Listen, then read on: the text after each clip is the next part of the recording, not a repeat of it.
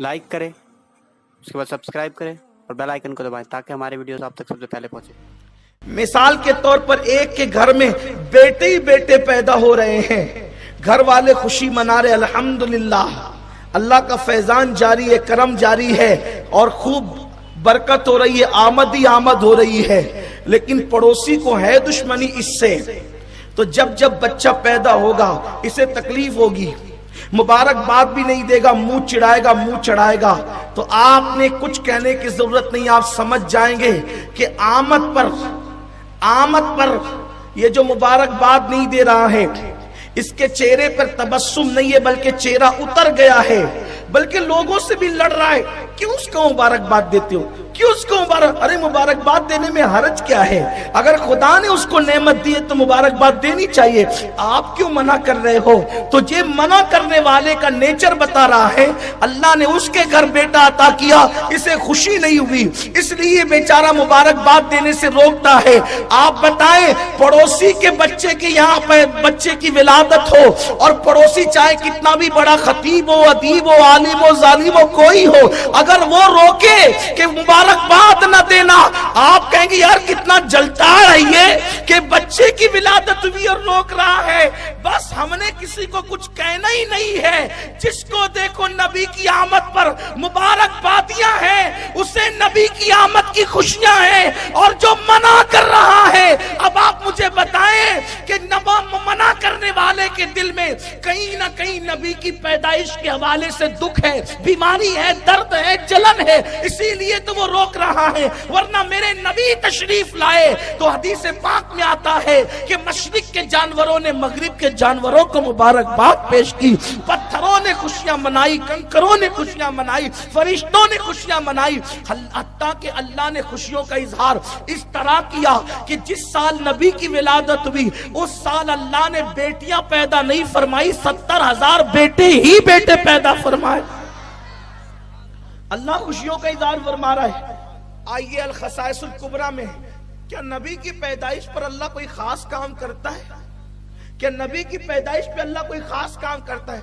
अल खसाइसुल कुबरा में इमाम सुयूती ने लिखा, हुज्जतुल बालिगा में, बल्कि हुज्जतुल्लाह अलल आलमीन में इमाम यूसुफ नबहानी ने लिखा, और इसी तरीके से और भी मुहद्दिसीन ने लिखा। क्या लिखा?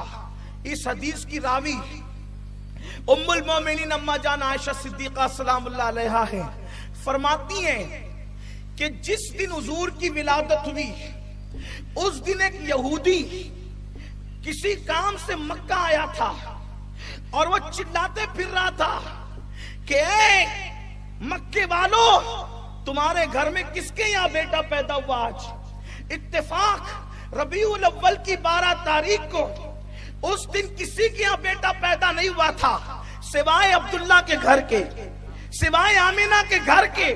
उसने चिल्लाना शुरू किया, किसके यहाँ बेटा पैदा हुआ, किसके यहाँ बेटा पैदा हुआ?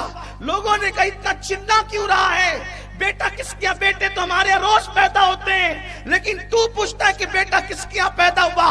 तो कहा जो रोज पैदा होते हैं वो अलग है, आज जो पैदा हुआ है वो अलग है, इसलिए कि रात में आसमान पर एक ऐसा सितारा तुलू हुआ जो रोजाना तुलू नहीं होता, वो सितारा सिर्फ नबी की पैदाइश पर तुलू होता है। रात में वो सितारा मैंने आसमान पर चमकते देखा जो सिर्फ नबी की पैदाइश पर चमकता है और हर रात नहीं चमकता।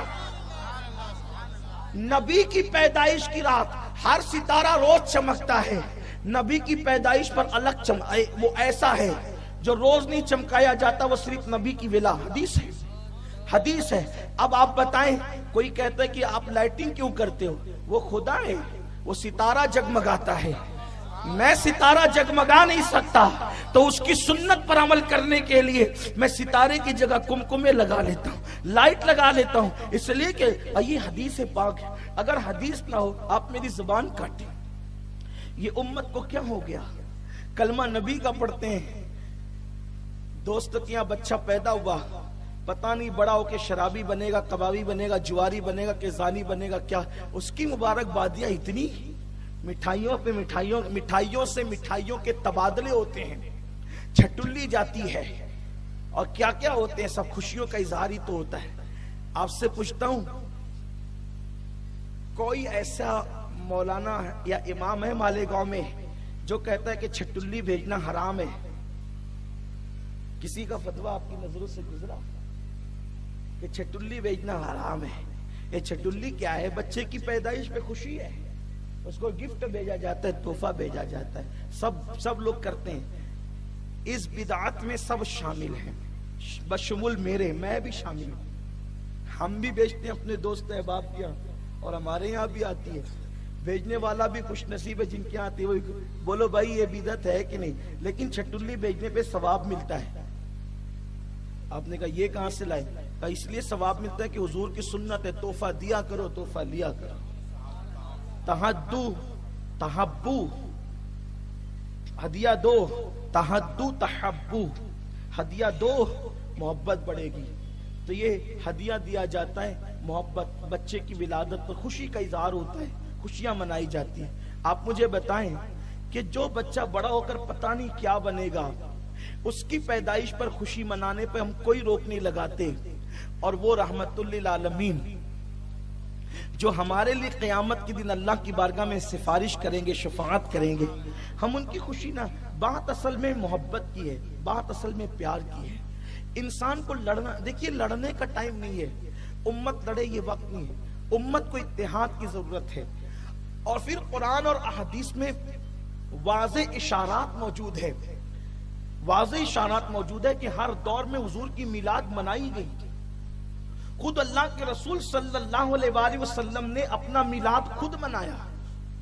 یہ جو کہا جاتا ہے نا کہ بدعت حسنہ ہے، جن بزرگوں نے اس کو بدعت حسنہ لکھا ہے، میں ان کی مخالفت نہیں کرتا، لیکن میں یہ کہتا ہوں کہ یہ تو حضور کی سنت ہے۔ میلاد منانا یہ اللہ کے نبی صلی اللہ علیہ وآلہ وسلم کی سنت ہے۔ آقا کریم صلی اللہ علیہ وآلہ وسلم سے پوچھا گیا کہ یا رسول اللہ، آپ پیر کے دن روزہ کیوں رکھتے ہیں؟ پیر کے دن، یہ حدیث پاک ہے، اس کا انکار کسی کو نہیں ہے، سیاہ ستہ کی روایت ہے کہ پیر کے دن آپ روزہ کیوں رکھتے ہیں؟ تو آقا کریم صلی اللہ علیہ وآلہ وسلم نے فرمایا اس لیے کہ پیر کے دن میری ولادت ہوئی ہے۔ اور بھی حضور نے وجوہات بیان فرمائی، لیکن یہ بھی فرمایا کہ پیر کے دن میری پیدائش ہوئی ہے، میری ولادت ہوئی ہے۔ اب آپ مجھے بتائیں کہ ہم سال میں ایک بار حضور کی ولادت مناتے ہیں، اور اللہ کے رسول صلی اللہ علیہ وآلہ وسلم نے سال میں 52 مرتبہ اپنی ولادت کا دن منایا، یعنی حضور نے ہر ہفتے پیر کے دن روزہ رکھا۔ آقا کریم صلی اللہ علیہ وآلہ وسلم نے، ممکن ہے میری قوم کے کچھ ایسے چھوکرے جنہیں قرآن حدیث کی معلومات نہیں ہے، وہ مجھ سے پھر سوال کر سکتے ہیں کہ حضور نے روزہ رکھ کر کے منایا تو ٹھیک ہے نا، پھر ہم بھی روزہ رکھ کر کے منائیں۔ قمقموں کی ضرورت کیا ہے؟ جلوس کی ضرورت کیا ہے؟ جھنڈوں کی ضرورت کیا ہے؟ اہتمام کی ضرورت کیا ہے؟ میں کہتا ہوں میرے عزیز، دراصل جس کا جتنا فہم ہوتا ہے وہ اتنی بات کرتا ہے۔ دیکھیے میں آپ کو ایک بات آپ سے بتاتا ہوں، دراصل اسلام میں یہ ہے کہ کسی چیز کی اصل ہمیں مل جائے، کسی چیز کا ثبوت ہمیں مل جائے۔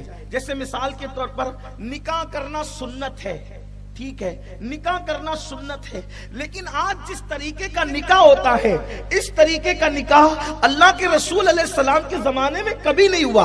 لیکن اس نکاح کو کوئی بدعت نہیں کہتا، اس نکاح کو کوئی حرام نہیں کہتا، اس نکاح کو کوئی شرک نہیں کہتا۔ ہمیں صرف اتنا ثبوت چاہیے تھا کہ نکاح کرنا سنت ہے، اور وہ نکاح کرنے کا ہمیں سنت مل گئی کہ حضور نے نکاح کیا ہے۔ لیکن آپ مجھے بتائیں حضور علیہ السلام نے کیسے نکاح کیا؟ حضور نے جو نکاح کیا تھا اس میں بظاہر کوئی بارات نہیں تھی، ایک بات۔ دوسری بات یہ، مالیگاؤں والوں اپنے لب و لہجے میں بات کر رہا ہوں صرف آپ کو سمجھانے کے لیے، حضور نے جو نکاح کیا تھا اس میں کوئی اغوا نہیں تھا، حضور نے جو نکاح کیا تھا اس میں کوئی بارات نہیں تھی، حضور نے جو نکاح کیا تھا اس میں جو ہے نا وہ اللہ اکبر ناشتہ کرانے کا کوئی سسٹم نہیں تھا، حضور نے جو نکاح کیا تھا اس میں کوئی شامیانہ اور منڈپ نہیں تھا، حضور نے جو نکاح کیا تھا اس میں جو اس طریقے کی پلاؤ بریانی کی کوئی دعوت نہیں ہوئی تھی، حضور نے جو نکاح کیا تھا اس میں تو ولیمے میں ستو کھلائے جاتے تھے، ستو اللہ کے رسول نے کھلایا، کھجور کھلائی۔ دل پر ہاتھ رکھ کر ایمان لگتی کہنا، آپ مجھے بتائیں کہ اگر بچے کے ولیمہ میں یا خود کے ولیمہ میں آپ ستو کھلائیں تو آپ مجھے بتائیں کہ 4 گالیاں دے کر کے لوگ جائیں گے، اور عوام نہیں دے گی۔ پہلے وہی کبھی اوقات نہیں رہی تو کہیں بلائی اسلاموں کے، یہ بات ہو سکتی ہے نا؟ نہیں، ہنسنے کی بات نہیں ہے، मैं तो मुर्गा खाने वाला रोज का आदमी और ये दाल और चना पीसा हुआ मुझे सत्तू खिला रहा है। आपसे पूछता हूँ कि हुजूर के वलीमा में तो सत्तू खिलाया गया था, आज का वलीमा सत्तू पे हो सकता है? नहीं हो सकता। लेकिन अगर आप बिरयानी बनाए, कोरमा बनाए, मिठाई बनाए तो कोई नहीं कहता कि ना बाबा मैं नहीं खाऊंगा, ये तो बिदअत है। हुजूर अलैहिस्सलाम के यहाँ बल्कि हुजूर की सुन्नत है, कोई साबित नहीं कर सकता। मैं चैलेंज करता हूँ अहले इल्म को कि अल्लाह के रसूल की पूरी जिंदगी में हुजूर के दस्तरखान पर कभी दो किस्म की डिश जमा नहीं हुई। हुजूर अलैहिस्सलाम ने सिरके से रोटी खाई है, लेकिन मेरे आका सलाम के दीवानों मुझे बताओ, आज जब वलीमे में 4-5 डिशें लगती है, बल्कि खाना जाय होता है, एक एक प्लेट 2-2 हजार रुपए की बनती है, ऑर्डर दिए जाते हैं, लोग 2-2 4-4 लुक़मे खा करके पूरी प्लेट फेंक देते हैं, उसकी तरफ लोगों की तवज्जो नहीं है। लेकिन आप मुझे बताएं, क्या उसको कोई हराम कह सकता है कि आपने 2 डिश क्यों बनाई, आपने 4 डिश क्यों बनाई, आपने 5 डिश क्यों बनाई? कोई उसको हराम नहीं कहता, कोई उसको शिर्क नहीं कहता, कोई उसको बिदअत नहीं कहता। क्यों नहीं कहता? इसलिए कि बस इतना मालूम करना था कि हुजूर का वलीमा हुआ है, हुजूर ने जिस शान से किया वो हुजूर का अपना, उनकी हुजूर की शान करीमाना थी।